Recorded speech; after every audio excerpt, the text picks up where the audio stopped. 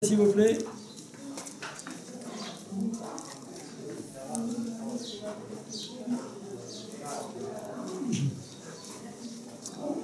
Alors là, on voit encore des peintures d'origine. Ah oui. Alors, ici, on visite la cour de Nouvel An. Alors, Nouvel An, pour eux, à l'époque, était basé sur le phénomène de l'étoile Sirius ou Sotis. Cette étoile qu'on voit souvent dans le ciel. Donc, des pays.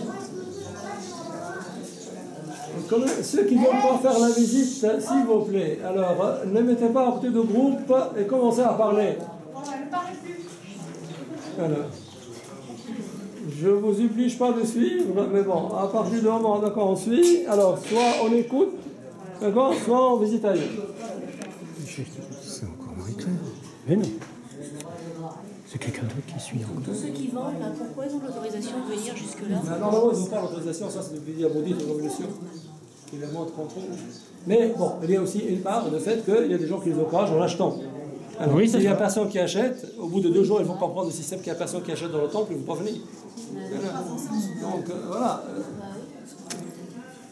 Bon.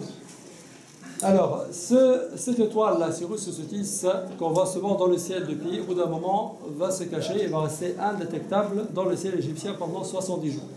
À la fin de cette période de 70 jours, l'étoile va réapparaître quelques heures avant le lever de soleil, et ça pour eux c'était Nouvel An.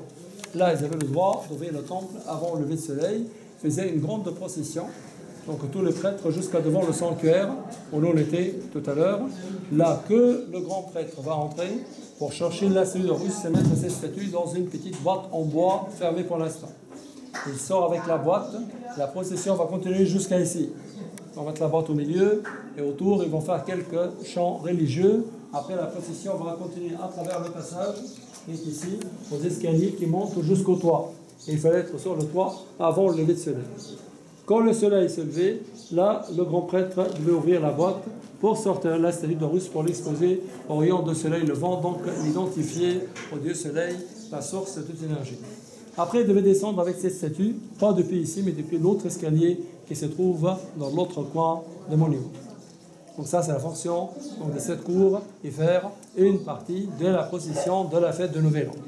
Là, on voit la preuve que tout était peint.